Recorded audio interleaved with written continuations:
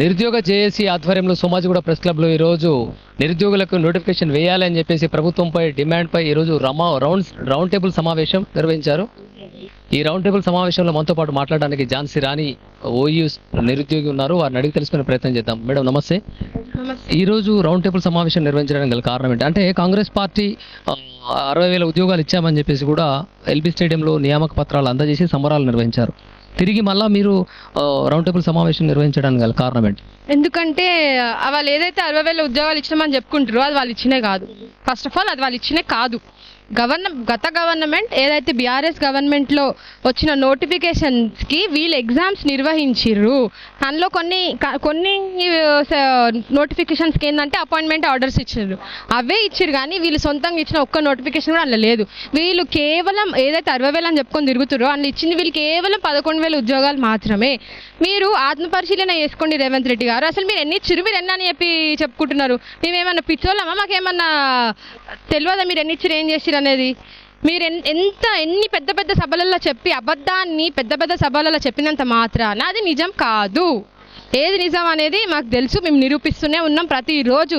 ఒకరు కాకుండా ఒకరు ప్రతి ఒక్కరు ఉద్యమాలే చేస్తున్నారు. ప్రతి ఒక్కరు మాకు ఉద్యోగాలు కావాలనే ఉద్యమాల బాట పడుతున్నారు. అయినా కూడా మీకు సోయలేదా? ఏమనంటే పేడ ఆర్టిస్టులు అంటావు, బీఆర్ఎస్ పార్టీ చేపిస్తుందని అంటావు, వీళ్ళు చదువుకునే స్టూడెంట్సే కాదంటావు, ఇంకెన్నెన్నో నోటికి వచ్చినట్టు మాట్లాడుతున్నావు. అసలు మళ్ళీ నువ్వేంది? నీ క్రెడిబిలిటీ ఏందయ్యా? నీ క్రెడిబిలిటీ ఏంది? ఉద్యోగాలు ఇస్తాను, ఉద్యోగాలు ఎక్కడ పోయినాయి? 2 లక్షలు అన్నావు, ఇచ్చినావా? ఒకటాన్ని ఇచ్చినావా? జాబ్ క్యాలెండర్ అన్నారు, అది ఎక్కడ పోయింది? 4,000 నిరుద్యోగ భృతి అది ఎక్కడ పోయింది? రూల్ ఆఫ్ రిజర్వేషన్ని ఇంప్లిమెంట్ చేస్తూ మేము ఎగ్జామ్స్ నిర్వహిస్తాం అన్నావు, అది ఎక్కడ పోయింది?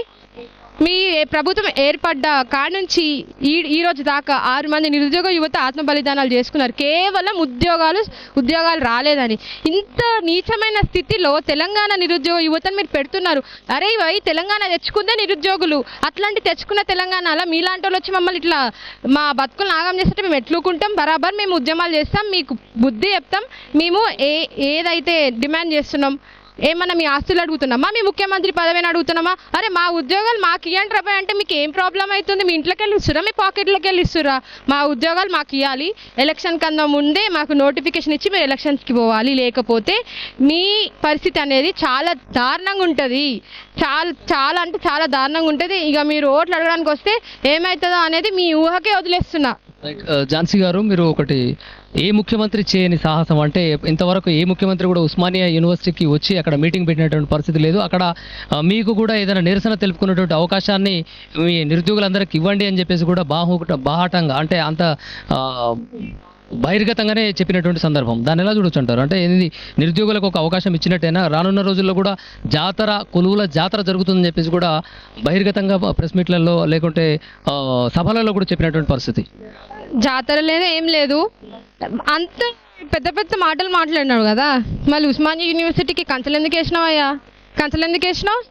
మేము వచ్చి అడుగుతామనే కదా నువ్వు కంచెలు వేసినావు. మరి అంత భయం ఉన్నోనివి కాదు, అంత దమ్ము ఉన్నోనివి అయితే ఎందుకు కంచెలు వేసినావు? మేము వచ్చి అడుగుతాం కదా.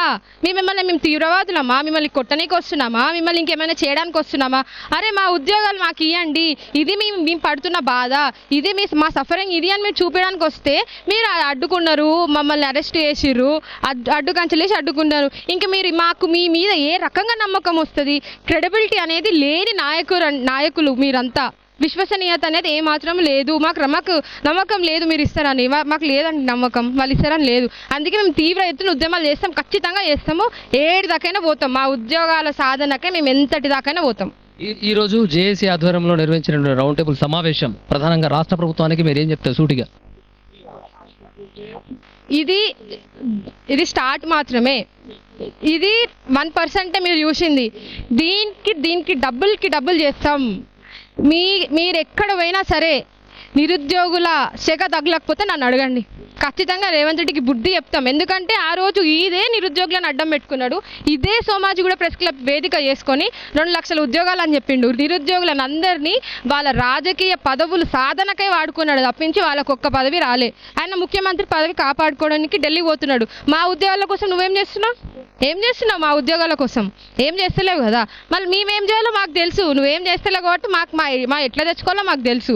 మీరు ఇదే కనుక వైఖరి ఉంటే మీరు ఖచ్చితంగా నిరుద్యోగులతో మీరు సాగు దెబ్బనే ఎదుర్కొంటారు. టీజీపీఎస్సీ బుర్రా వెంకటేశ్వర్లు గారిని ఎప్పుడైనా కలిసే ప్రయత్నం చేశారా? నిరుద్యోగులందరూ కలిసి, ఎందుకంటే వినతి పత్రం ఇచ్చేసి మా యొక్క గోడు వినండి అని చెప్పేసి కలిసే ప్రయత్నం మీరు ఎప్పుడైనా చేశారా?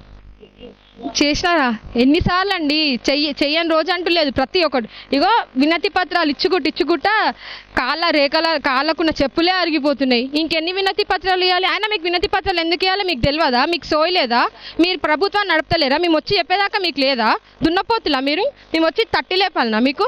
సార్ ఆయన తట్టి లేస్తలేరు కదా, మేము ఏం చేయాలి? మళ్ళా ఇట్లనే ఉద్యమాలు చేస్తాం, ఎంతటి దాకైనా మేము పోతామండి. అంటే ఇంతకుముందు కూడా గతంలో ఎన్నో ప్రెస్ మీట్లలో ఉస్మానియా యూనివర్సిటీ వేదికగా మోతీలాల్, మిగిలినటువంటి నిరుద్యోగులు చాలా మంది కూడా అక్కడ మీ యొక్క ఆవేదన విన్నవించుకున్న పరిస్థితి. ఇప్పుడు రానున్న రోజుల్లో మీ కార్యాచరణ ఏ విధంగా ఉండబోతుంది? ప్రభుత్వానికి ఏం చేయదలుచుకున్నారు? అంటే ప్రభుత్వానికి మీ మొర ఏ విధంగా ఎక్స్ప్రెస్ చేయాలనుకుంటున్నారు? మొర ఏం లేదండి, చెప్పుకున్నాం ఇన్ని రోజులు, రిక్వెస్ట్ చేసినాం, బట్ నో రిక్వెస్ట్. డిమాండింగే ఇప్పుడు.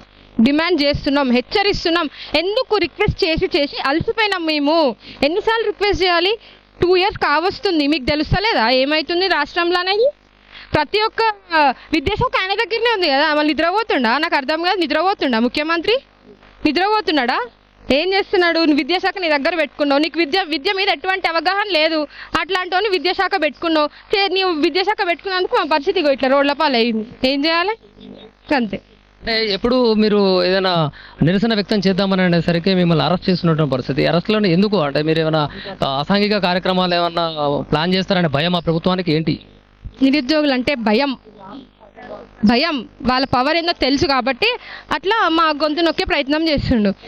ఎన్ని ఉద్యమాలు చేసినాం, ఎన్ని నిరసనలు తెలపాలి, ఇంకెంతకాలం చేయాలి? మరి మాకు వేరే లైఫ్ లేదా? ఇదే చేసుకుంటూ ఉండాలనా? ఎంతకాలం చేయాలా? నాకు అర్థం కాదు. ఇగో మీరు ఎంతమంది పోలీస్ పహారాలను పెట్టి మమ్మల్ని అణిచివేయాలని చూస్తున్నా, మీరు ఎంత మమ్మల్ని అణిచివేయాలని చూస్తే మేము అంత రివాల్ట్ అవుతాం అంతే. ఇది మనం చూస్తున్నాము ఝాన్సీ గారి మాటల్లో. నిరుద్యోగులకు నోటిఫికేషన్ వేసేంత వరకు మా పోరాటాన్ని ఉధృతం చేస్తాము, ప్రభుత్వాన్ని హెచ్చరిస్తున్నటువంటి పరిస్థితి. మరిన్ని అప్డేట్స్ చూస్తూనే ఉండండి. కెమెరామెన్ రవితో నేను మీ గంగాధర్, స్టూడియో 18 న్యూస్. నమస్తే.